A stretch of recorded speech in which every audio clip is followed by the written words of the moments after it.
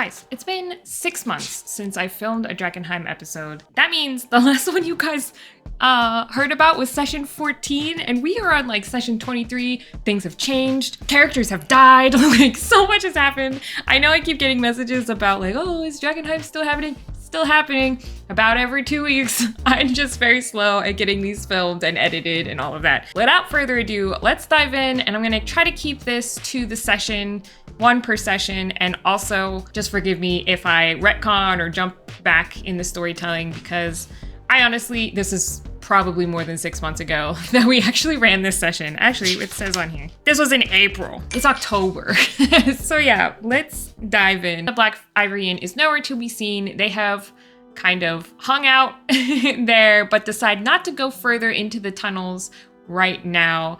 They're going to bounce and go back to Emberwood, recoup, and then come back. They do that. When they get back to Emberwood, they have 2 main goals. They want to talk to Blackjack Mel, and they want to talk to Hannah, because remember, part of Nox's personal quest is to visit the sewers for some reason. And of course, it doesn't really say in the book what to do with that. I ended up making it kind of the reason being that he's researching these spells to help with the contamination. I have Hannah, who has an idea of a spell that she would love to practice on, but she doesn't want to practice on a living creature. She wants to practice on something that is inanimate but highly contaminated to see how well it works. And so he was tasked with gathering, sewer water, because that's the place that he's supposed to go. And so they have that. So they make their way back to Emberwood. It's okay. I believe they had like a really big battle leading up to that. I don't remember if that was the last session or this session. Regardless, they make it back to Emberwood. Of course, he goes to Hannah. Hannah's ecstatic to see him because she thought they were dead. It turns out they have been missing for 12 days, so they just kind of assumed it's Drakkenheim.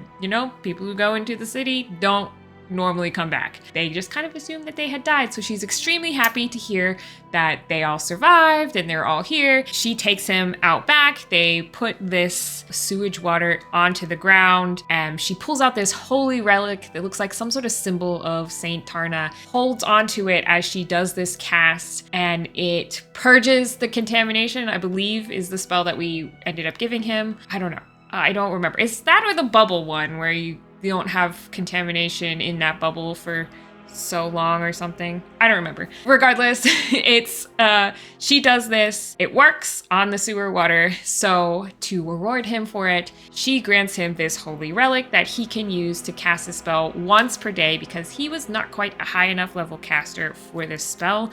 And so he wouldn't have had any spell slots for it. So I had them give him this so he could always cast it at least once per day. They end up leaving, and as they leave to go to the Skull and Sword Tavern, they run into some hooded lantern folks. And it turns out that these hooded lantern folks have firearms. When they get to the tavern, they start questioning the crowd, and it turns out that in their absence, the hooded lanterns decided to do their own form of negotiation without them, and ended up negotiating with Spoke Smithy to get firearms in exchange for guarding the smithy and preventing the Queen's men from retaliating, that kind of thing. So all of that happened because my players refused to choose a side, so I freaking chose one for them, and that's what you get. Plus, the world doesn't stop moving just because you go missing for 12 days.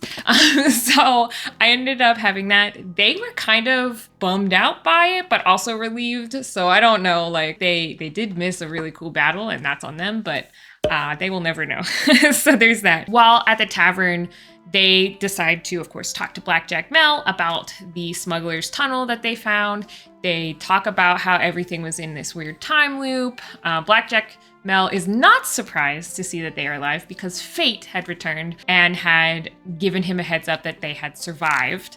And so he's one of the very few not surprised that this group is still alive. He does offer them the gold that they were due. And then he also says, if you guys could survive something like that with an abomination in it, surely you could handle Buckle Down Row. He offers to sponsor, especially Morgan, as he eyes up her muscles. He'd be happy to sponsor them and that fight night is Friday fight nights. He'd meet them there this Friday. I didn't have him escort them like the book said. It just didn't make sense for my group. Yes, they require some hand-holding, but that felt like forcing them into that direction right now when I wasn't sure if that was the direction that they wanted to go yet. And so I kind of just was like, you meet there. While talking to Blackjack Mel, Morgan does get a tidbit that, hey, this, you could gain the queen's favor from the queen's men's queen, the queen's favor if you beat her champion. And of course, she's all riled up, not necessarily because she needs a favor, but because she realizes, oh, this is a way that I can make a whole bunch of money, and I'm gonna do just that. So she has a personal quest of needing 10,000 gold pieces to settle a debt that she has been saddled with from her father. And so she is really excited to just dive right into that. Blackjack Mel also drops another rumor just as she is walking away, saying that he's heard through the grapevine that the followers of the Falling Fire seem to have some sort of weird prophecy from the Book of Falling Fire, been interpreted as indicating that their party is set to be the heroes of Drakkenheim. Morgan doesn't really care about this rumor, doesn't even, I think, bring it back to the rest of the party, and so it goes unheard. They decide to have the barbarians weapon reinforced with that meteorite that they found in the Rat's Nest Tavern.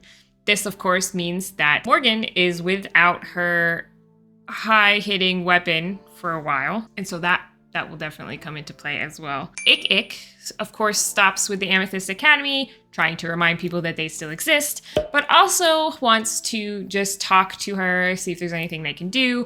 River mentions that she had reviewed some of the information and they seem to need Eldritch lilies. The only place they know to get that would be Queen's Park Garden, and therefore she's kind of hoping that they would go retrieve some. I don't think they get the full details of this quest here. I think they kind of just hold on to that information. They end up going back into the sewer to see the Duchess. They end up going into this room, this chamber, where they see three people, one of which is wearing a symbol of, is it the Chamberlain is wearing the symbol? He's wearing the symbol, one of the seals of Drakkenheim. This is their second interaction with a seal of Drakkenheim, the first being on the Lord Commander when they saw him. They are told that all they have to do to commune with the Duchess is to lick this pile of what looks to be contaminated ash and ashy water mixture, to have a sip of that, and then they would be able to see and commune with the Duchess. They try everything in their power not to do that, including talking to tentacles in the room and mushrooms in the room, and that was from our druid Delilah, trying to commune with those sorts of things. Our youngest player, Zelda, at 11 years old, decides, I've had enough of this. She drinks the potion and does indeed hear the Duchess in her brain. She does get levels of contamination, which will definitely come into play. She ends up trying to convince the Duchess to, actually meet with them, and the Duchess is trying to convince them to bring her the seals of Drakkenheim, hinting that she can feel something in the castle awakening.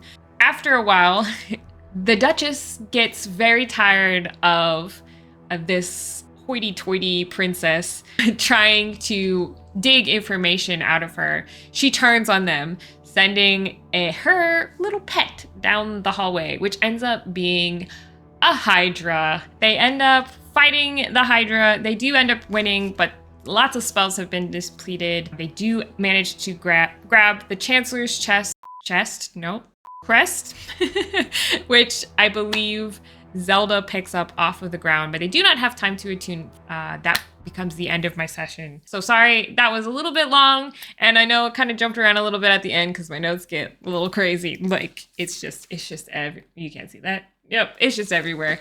That will do it for this episode. Cannot tell you what I remember doing poorly other than running the Hydra not very well, but I've only used the Hydra one other time. And so I do know I could have done that a little bit better. I did not use the space to my advantage either. I'm not very strategic when I'm trying to run combat against players because I'm also taking into account what they're doing. And so I'm not as strategic as a GM as I should be. But that's okay. Because things happen next time. And I will see you guys in the next one. If you like what you're watching, consider supporting me on Patreon, the best way to support creators on YouTube. You can get behind the scenes, plus you can get ad-free versions of my videos. Also, live streams, there's shop discounts, hopefully some paper products coming out, definitely a magazine in the works. There's lots of stuff there. Link in the description.